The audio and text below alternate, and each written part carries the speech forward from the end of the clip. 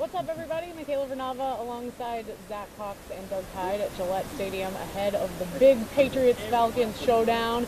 Everyone's calling it the Super Bowl 51 rematch. I mean, I just don't know how you compare a regular season game to the Super Bowl. I really don't think that... Oh, I can explain it. It's the same two teams that played in Super Bowl 51, really? and they're playing it tonight. Yeah. I didn't realize that. It's easy to explain, actually. It is certainly easy to understand why the Falcons are going to want to redeem themselves. I'm just saying I really don't think that you can on such a smaller stage. But anyway, driving into Gillette Stadium certainly sets the tone right out of the gates. There is a giant the final score, actually, of the Super Bowl. Did you guys see that when you were driving in? I drove from the south, so no. Oh, man. I did not see it, but I have seen plenty of 28-3 signs and banners. I think there's a flag of one right over there that you'll see in the end zone, and outside of that, whatever they call it, the Optum Lounge over there. So definitely plenty of 28-3 reminders around the stadium. Yeah, so tough for the Falcons to put on blinders and ignore that. I don't know which constant way reminders. Actually the Falcons drive into the stadium, but if they drove the way I came, it's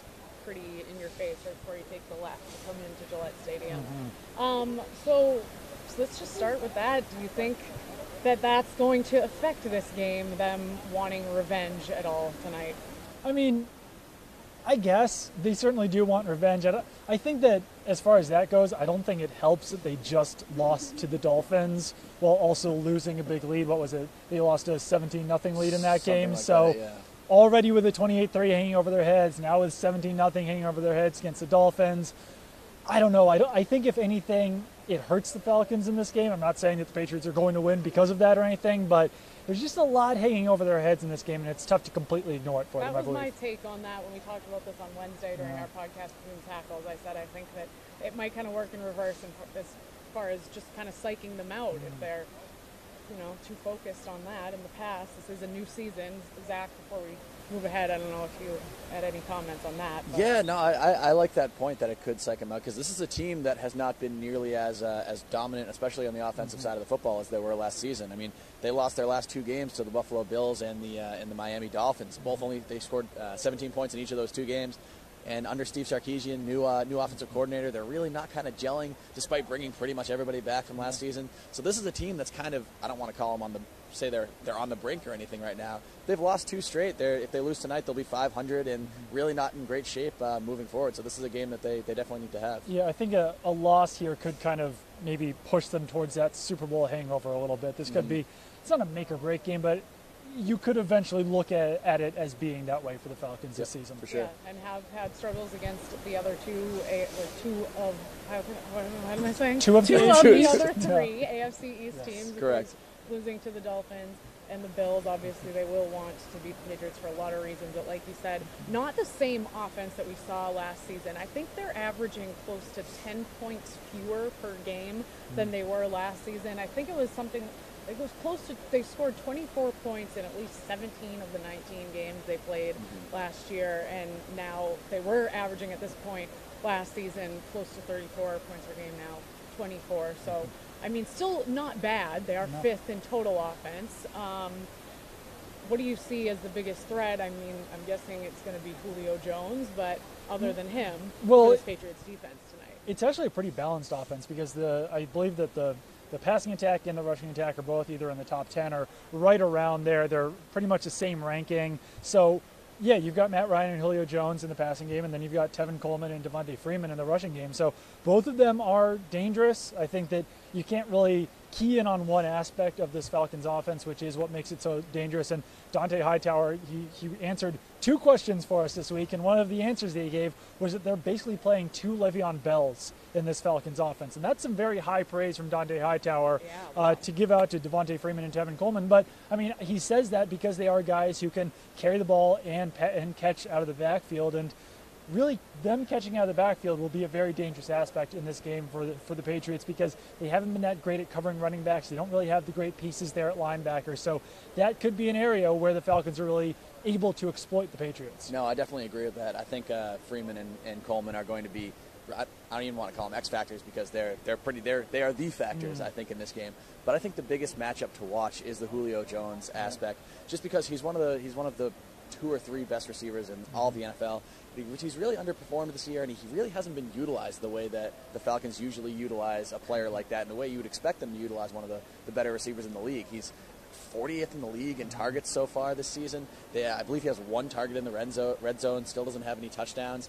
And then he's going to be playing against the Patriots defense that, even when it was fully healthy, was just allowing 300, 400 yards yards to pretty much every quarterback they've played so far. This game, they're not going to have Stephon Gilmore again. They're not going to have Eric Rowe again. Johnson Badamosi is questionable. We're assuming he'll play because they didn't make any additions to that unit, but he's a little banged up too. So this is going to be a really, really tough challenge for this Patriots defense that really hasn't been able to slow down many teams this season. You mentioned the dip in Julio Jones' production hasn't quite been the player that we've seen in years past, but he is always still a threat, and I think we probably thought that Stephon Gilmore would be the guy covering him heading into this season, but he is now out with a concussion. Just side note, when Badamosi, which I keep saying his name is Johnson. Badamosi. I always am about to say Jonathan. Rolls off the tongue. Producer Andre just said, what should we just call him? Johnny Bats? Johnny Bats. And I said Johnny be bad. Easy, just so that we don't be bad. We don't know his real name yet, but we're trying to find that. Doesn't appear to have a middle name. Bad. He does now. It's B. Anyway, Johnny Bads shows up on the injury report. Again, another late ad that we see at the end of the week, and certainly not good for this secondary that's already suffered a lot of injuries. It's pretty banged up, and the defense has been struggling. So how do you think they'll go about covering Julio Jones? Even though, and just real quick, one thing that makes me nervous is that players that haven't quite been themselves, like a Cam Newton, it's been quarterbacks mostly, but this Patriots defense all of a sudden makes them look like superstars, so it kind of makes me nervous that maybe this is the week that Julio Jones comes back to life and finds his rhythm. He certainly could. I do fully expect Johnny Bads to play in this game because if he couldn't, and if there was any indication that he couldn't, they would have signed one of their cornerbacks off the practice squad, either Ryan Lewis or Jamal Willis. There's an obvious roster move to make there. They could have put Harvey Longy on NFI. They chose not to do that. So, I mean, with only 3 healthy cornerbacks, I think one of those guys is going to be able to play in this game, and that is Johnson Badamosi. Johnny Bad. One of those is gonna catch on. But I do expect them to mix coverages. I don't expect it to only be Badamosi against Julio Jones. I think that we'll see Malcolm Butler on him. We might see Julio Jones and Jonathan Jones on him. Could even see Patrick Chung or Devin McCourty on him at some points, and they'll certainly try to double cover him as much as they can. I don't think that Julio Jones will be the one who beats them in this game because I think that they will focus so much attention on him, but that could certainly open up things for Mohamed Sanu or any of their other receivers, running backs, or tight ends in this game. With Gilmore's struggles being what they have been so far this season, do you think it's maybe even almost a better thing that Badamosi is going to be the guy in there tonight? He did have a surprise, really great performance last week. Do you think we could see that again, or was that kind of a fluke debut type of deal? I don't want to call it a fluke because he did play pretty well, and even we've seen on special teams, he's been a very competitive player. He's been a very hard hitter. Like we said, he played well against the Jets. Jets receiving core, not particularly great.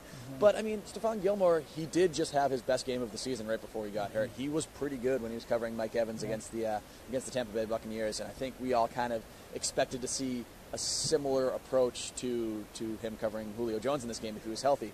So I think the fact that he was so bad and so kind of out of sorts earlier in the season kind of overshadowed the fact that he seemed to be sort of trending upward. I think if the Patriots could have chosen to say, hey, we want our $65 million cornerback on the field for this game, or we don't, I think they would choose to have Gilmore out here. But, I mean, Badamosi did play pretty well, so we'll see how he shows tonight. We'll say about Badamosi that he does match up pretty well with Julio Jones physically. He's their biggest, I guess, like, thickest cornerback, if that's the right terminology to use. He's certainly bigger than Stephon Gilmore. He might not be quite as tall, but he's a muscular, good, muscular matchup. But he's also a guy who's played special teams for the majority of his career. He was an undrafted free agent. They would definitely rather have Stephon Gilmore covering Julio Jones. But we'll just kind of have to see how Badamosi plays because that's their only option. As for the Patriots offense, which has been phenomenal this season and would be really all we'd be talking about if it weren't for how bad the defense has been. Falcons defense, pretty much middle of the pack in just about every category. So do you think this could be a really, really big game I feel like I could see this being a big game for Tom Brady. Big games even just like I said, they're overshadowed by how close the games end up being, but that's on the defense. It could, yeah. I mean, this is pretty much the same defense that that Tom Brady carved up in the second half of Super Bowl 51. Basically, I think they return every single starter, or they all but 2 starters. Dwight Freedy's gone and Rashad Hagman's gone. Everybody else is back. Desmond Trufant missed that Super Bowl with an injury. He's back. So this is still a very young, very athletic Falcons defense. Their stats weren't particularly good last year. They're not particularly good this year, but I think they just have the athletes on this defense that they can make life difficult for Tom Brady. But with the way that Brady's been playing this year, with maybe the exception of the Jets game, he didn't actually look all that great last week. He was able, running game was able to kind of propel the Patriots to that win. I think it could easily be a big game for Tom Brady, but this is a tough team. Yeah, I think that the Falcons, if anything, the defense has probably improved a little bit just because Desmond Trufant is back in there. Deion Jones, some of those guys who were rookies last year, are another year older. So if anything, they're a little bit more difficult. They're still not good, though. They're not a great defense. I don't know how to ask this question because I feel like if there was a straight answer, the Patriots would be doing it, but they haven't been able to start fast really at all yet this season. How do they do that against this defense specifically? And again, I know it's a tough question to answer, but I was looking at the stats and they score their most points, significantly more points in the second quarter of games and then also in the fourth quarter. But how do they... I have an idea. Bill Belichick should just tell them it's the second quarter.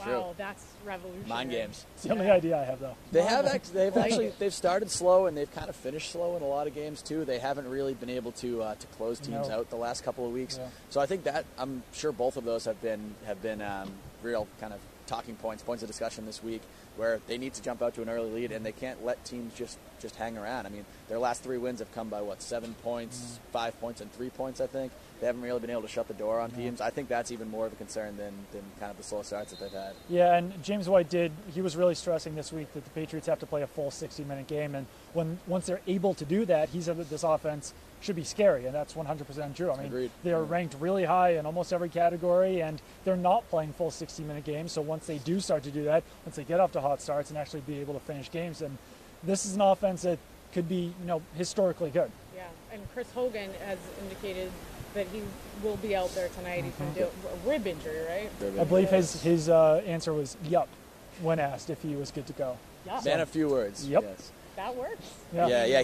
He got blown up on one of those crossing routes by Marcus May last week. Really took a good shot to the ribs. Limited in practice all week, but yeah, he says he's going to play. He was removed from the injury report, so he should be out there. He's another guy who's having a phenomenal season. I mean, one of the most revealing stats that I found this week is that Chris Hogan, Brandon Cooks, Danny Amendola, and James White all are on pace for career highs in receiving yards this season, which just shows you how many weapons Tom Brady has had and how well all of those players really are playing. Rob Gronkowski, too, isn't on pace for a career high, but he's on pace for another 1,000-yard season. So really all of Tom Brady's weapons, his targets on offense, are all playing up to expectations pretty much. Yeah, another crazy thing is that I think either Gronk or James White leads the team in targets with 43 or something like that, and the next 3 all have 42. So it's very evenly stacked. James White has 42, and then Gronk, Amendola, and Hogan, I believe. No, Gronk, Cooks, and Hogan all have 41, and then Amendola has 36. So yeah, it's very, very balanced, which we didn't see at all last season, whereas pretty much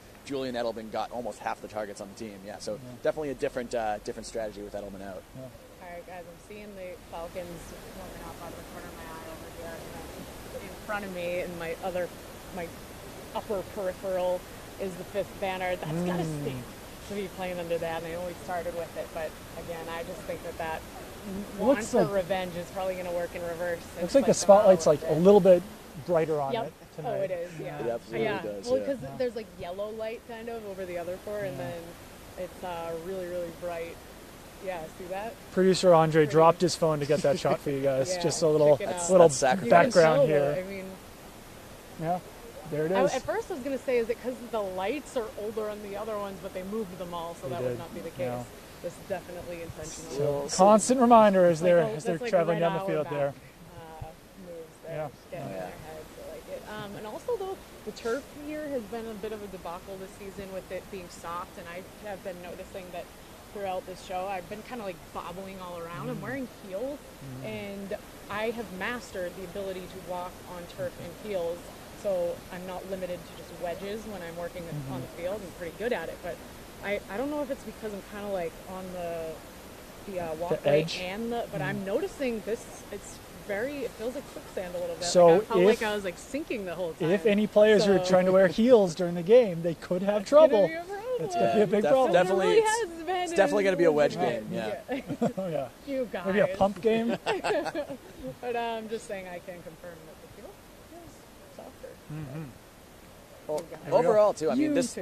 is a field that has gotten a lot of complaints this season, Yes. and I haven't heard that they did any work between the last home game and this game. I know there were complaints following that game, so I don't know. We'll see. We'll see how it looks tonight. If we see hopefully no another, serious injuries, hopefully no serious injuries, because we've seen a few of those already this season. So yeah, hopefully they've been able to fix whatever issues they had, or at least make it a little bit more passable. Yes.